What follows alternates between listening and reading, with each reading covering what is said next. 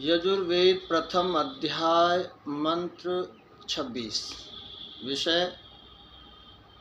दान देना, यज्ञ करना और अपने मन से कभी भी अपने आप को गरीब न कहना, न महसूस करना। ओम अपारुरं पृथिव्यै देवयजनाद्वध्यासं व्रजं गच्छ गोष्ठानं वर्षतु ते द्यौरवधानदेव सविताः परमस्यां पृथिव्यां शतेन पाशैर्योऽस्माद्वेष्टियं च वयं ग्रीष्मस्तमतो मामौ अररो दिवं मा पप्तो द्रप्सस्ते द्याम्मा स्कन्व्रजं गच्छ गोष्ठानं वर्षतु ते द्यौरवधानदेव सविताः परमस्यां पृथिव्यां शतेन पाशैर्योऽस्माद्वेष्टियं च वयं ग्रीष्मस्तमतो मामौक्। इस मंत्र में सब यज्ञ दान से चलते हैं। ये प्रसंग क्योंकि ये कर्म कांड का विषय है और ये जो यजुर्वेद है ये कर्म कांड का विषय है। इसमें तो विशेष करके इसमें यज्ञ की बहुत सारे मंत्रों में चर्चा आई है कि सारा जगत यज्ञ से ही चल रहा है और यज्ञ दान से चल रहा है। तो दान अगर नहीं होगा तो यज्ञ भी नहीं हो पाएगा। जैसे एक उदाहरण के लिए भोजन किया वो हमारे पेट में गया, उदर में गया, वहाँ अग्नि ने उसको पचा करके आगे की प्रक्रिया अनुसार वो आगे शरीर में पूरा भ्रमण करने लगा, शरीर में घूमने लगा और शरीर को उसने शक्ति प्रदान करी और सभी नस नाड़ियों में पहुंच करके वो पूरे शरीर को संचालित करने लगा। सूर्य की ऊर्जा पूरी सृष्टि को चला रही है। जितने पेड़ पौधे हैं उनको ऊर्जा मिल रही है। तो जो हमारे पास है उससे हम उस चीज़ को दान देते हैं, उससे दूसरे का लाभ होता है और वो उस प्रक्रिया को आगे बढ़ाने का कार्य करता है। तो इसलिए कहा कि जो दान है उसी से यज्ञ चलता है। दान का अर्थ देना है। तो उसमें प्रथम बात यही है कि दान देंगे तो ही यज्ञ होंगे। तो यज्ञ का जो 3 अर्थ हैं, देव पूजा, दान और संगतिकरण, इसमें जो एक दान का भी विषय है इसके अंदर। तो दान जितना देंगे उतना ही हमें सुख प्राप्त होगा। अरुरम पृथिव्यै देवयजनात्, न देने वाले को, कृपण मनोवृत्ति वाले को इस पृथ्वी पर होने वाले यज्ञों से कोई लाभ नहीं मिलता।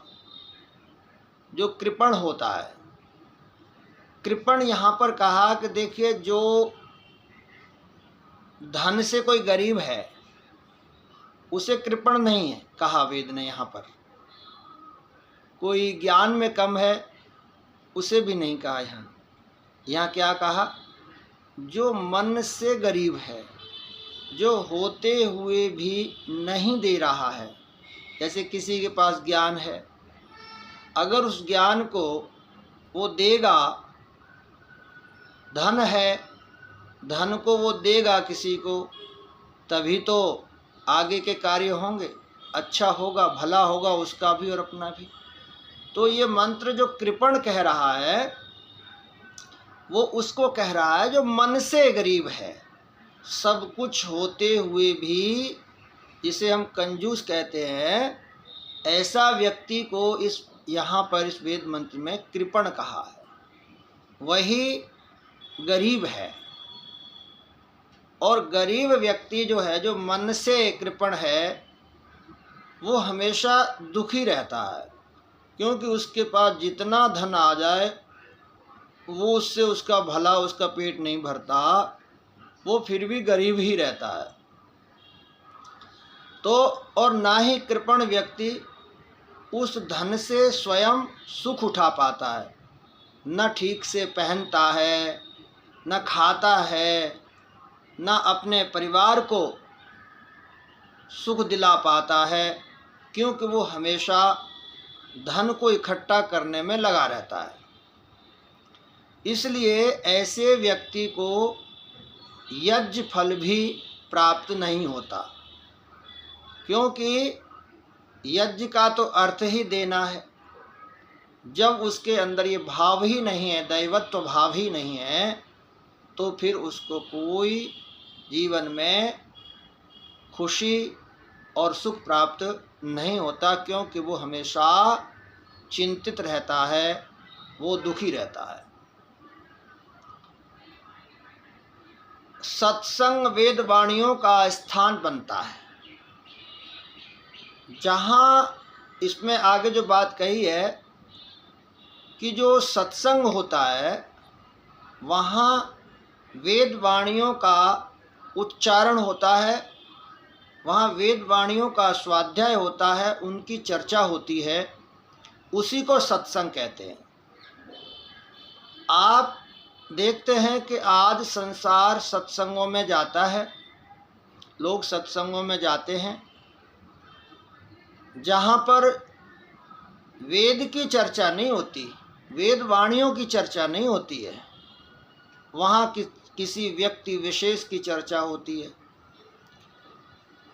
कहानी किस्सों की चर्चा होती है, पर ईश्वर की और वेद की चर्चा नहीं होती। तो जहाँ वेद की चर्चा नहीं है वो सत्संग नहीं है। इस वेद मंत्र के आधार पर जहाँ पर वेद वाणियों का उच्चारण होता हो, उनके अर्थों को पढ़ा जाता हो, सुना जाता हो, वही सत्संग होता है। और सत्संग से ही हमारे जीवन में सुख और शांति प्राप्त होती है। तो इसलिए वेद मंत्र को पढ़ना, स्वामी दयानंद जी ने इसलिए तो कहा था, वेद का पढ़ना पढ़ाना और सुनना सुनाना सब आर्यों का मुख्य उद्देश्य है। उद्देश्य तो बहुत है संसार में, बहुत उद्देश्य, धन कमाना है, व्यवहार निभाना है, बहुत सारे उद्देश्य हैं, परंतु महर्षि ने कहा वेद का पढ़ना पढ़ाना सुनना सुनाना हमारा मुख्य उद्देश्य है।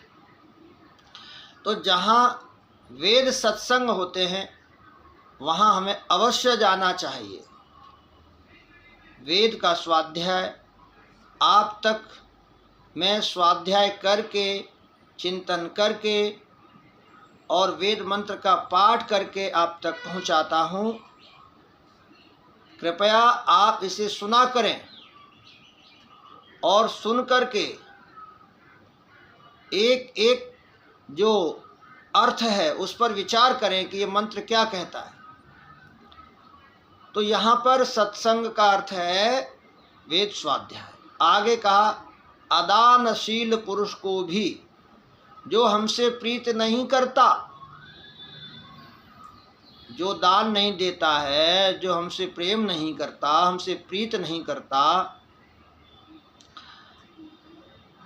हमें चाहता भी नहीं है। जब हमें नहीं चाहता तो हम भी उसको नहीं चाहते हैं, ये भाव आता ही है। तो ऐसे व्यक्ति को जो सत्संग प्रेमी नहीं है, जो दान नहीं देता, जो हमसे द्वेष करता है, ऐसे व्यक्ति को वेद के उपदेश से वंचित नहीं करना। उसे भी वेद सुनना है, वेद पढ़ना है।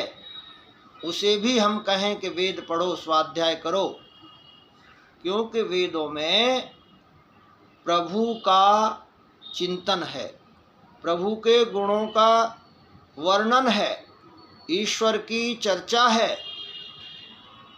बाकी जितने ग्रंथ हैं उनमें चर्चाएं राजाओं की हैं, महाराजाओं की हैं, क्षत्रियों की हैं।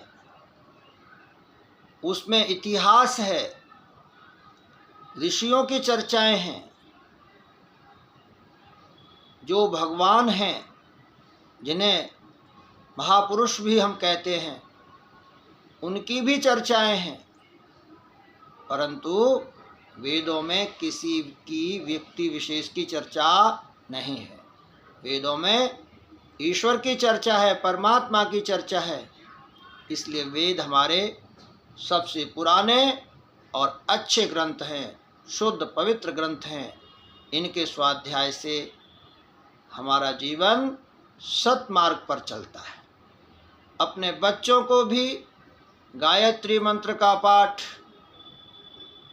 विश्वान देव ये मंत्र है, इसका पाठ बैठ करके कराना चाहिए, जिससे हमारा मन अच्छा होता है, बुद्धि शुद्ध होती है। तो इसमें जो कृपण है, हमसे द्वेष करता है, उसे भी सत्संग में प्रेरित करें। अररु दिवम मा पप्तः, अदानी को कभी स्वर्ग नहीं मिलता। स्वर्ग का अर्थ ऐसा आप न समझें कि कोई स्वर्ग है, आकाश में है, या कहीं ऐसा कोई स्वर्ग की जो परिभाषा की जाती है कि वहाँ पर ऐसी बगिया, ऐसा वहाँ का सिंहासन, ऐसा नहीं है। जो वर्णन होता है वैसा स्वर्ग नहीं है। स्वर्ग इसी धरती पर है, जहाँ सुख विशेष बढ़ता जाए जीवन में, उसका नाम स्वर्ग है। स्वर्ग की 4 निशानी है। जहाँ धार्मिक जीवन हो, धन पर्याप्त हो, आज्ञाकारी संतानें हों, ईश्वर की कृपा हो, पुरुषार्थ चतुष्टया, जहाँ पर ये होता है उसी का नाम स्वर्ग है। तो स्वर्ग यहीं पर है।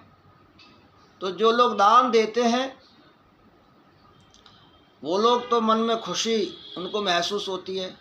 आप कहीं जब जा रहे हों और आप उसको किसी को दान दे देते हैं, थोड़ा उसको आवश्यकता अनुसार अपना दे देते हैं, तो उस बच्चे को या उस व्यक्ति को कितनी खुशी मिलती है। आप कुछ खिला दो किसी को, और उसको खुशी मिलती है, उससे ज़्यादा आपको खुशी मिलती है, हमें मिलती है। तो वो व्यक्ति जिसको आपने दान दिया, वो आपको शुभकामनाएं भी देगा, आपके भले के लिए प्रार्थना करेगा। और वो करे न करे, ईश्वर तो देख रहा है, ईश्वर हमेशा रक्षा करेगा। तो जो दान देते हैं उन्हें स्वर्ग की, अर्थात इस धरती पर विशेष सुख प्राप्त होते हैं। और जो दान नहीं देते, वो हमेशा चिंतित रहते हैं, दुखी रहते हैं। उनका धन इधर उधर चला जाता है, जाना तो है ही। तो इसलिए धन को शुद्ध करना है तो दान देना है। तो इसलिए हम अपने जीवन में इस वेद मंत्र को चरितार्थ करें, अपने जीवन में अमल करें। यही इस मंत्र की व्याख्या है। धन्यवाद।